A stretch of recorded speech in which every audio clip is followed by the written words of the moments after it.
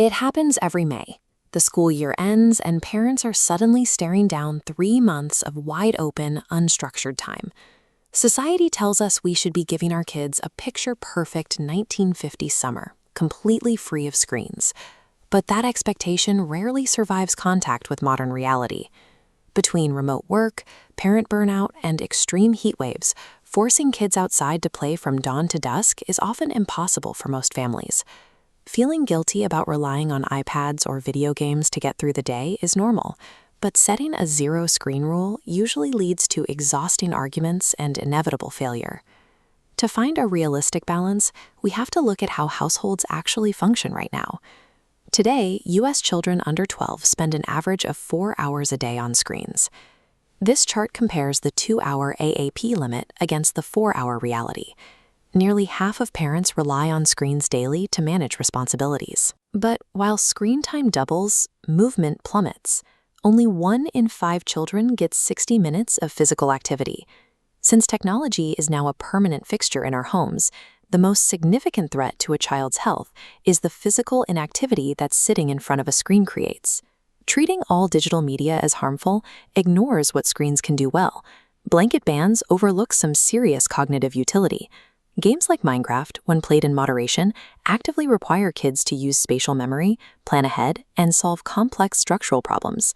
Multiplayer environments also offer a real venue for teamwork and socializing with friends, especially on days when getting together in person isn't feasible.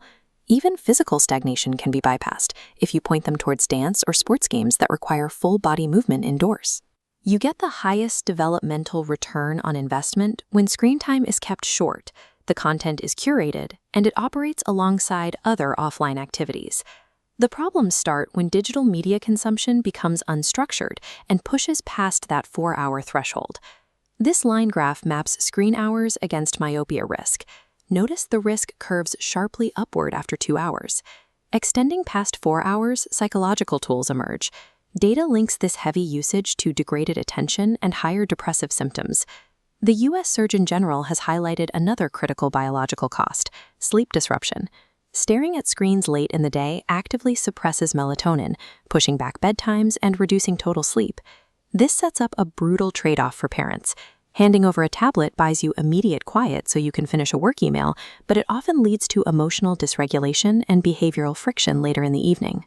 Excessive screen time is damaging because it physically pushes out the sunlight, active play, and restorative sleep a child needs to function. Emerging data from 2023 through 2026 clearly point to a natural defense mechanism that actively counters digital burnout. It's called attention restoration theory. The premise is straightforward. Spending time in natural environments acts as a direct cognitive reset, clearing out the mental fatigue built up from staring at screens. Look at this comparison chart from a recent Swiss study showing high anxiety levels in heavy screen users. But for the adjacent group, heavy screen users getting just 1 hour of outdoor time, that anxiety drops off significantly. That daily outdoor requirement acts as a green buffer. It protects their eyesight and stabilizes their mood, all without requiring you to banish devices from your home. For exhausted parents, fighting a daily war to subtract screen time is a losing battle. Mandating the addition of a 60-minute nature dose is a far more effective, realistic strategy. We call this the earned screen system. It is a highly actionable framework designed specifically to help busy parents sequence the day. This flowchart outlines the primary rule. The Wi-Fi password stays locked until 60 minutes of outdoor play is completed. Then it flows directly into unlocked screen time. Parental effort spikes early, but by day 5, this boundary becomes a normalized habit. By enforcing this sequence, you successfully secure your child's neurological and physical baseline right away. Enduring a few days of friction up front buys you the ability to rely on those screens guilt-free when you need to focus on work later in the afternoon. If you have the time and energy to be more hands-on, there is an alternative strategy that actively blends tech use with cognitive development outside. Deploy technology for physical exploration.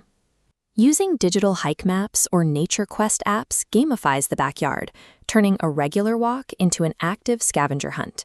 You can also try digital to physical translation. Have your child build a fort in a game, then challenge them to replicate that exact design in the real world, using sticks, blocks, and cushions. It takes heavy parental involvement, but seamlessly connects digital literacy with vital physical world sensory development. You can stop fighting a losing war over achieving zero screen time. It is a battle you do not need to fight. Instead, just enforce a definitive green before screen mandate. Secure 1 mandatory hour of outdoor play first, before anything else happens. Once that biological tax is paid, high-quality digital media transforms from a health risk back into a harmless, earned bonus. By making the outdoors the non-negotiable foundation of the day, you give your child's brain exactly what it needs to thrive, while protecting your own sanity for the rest of the summer.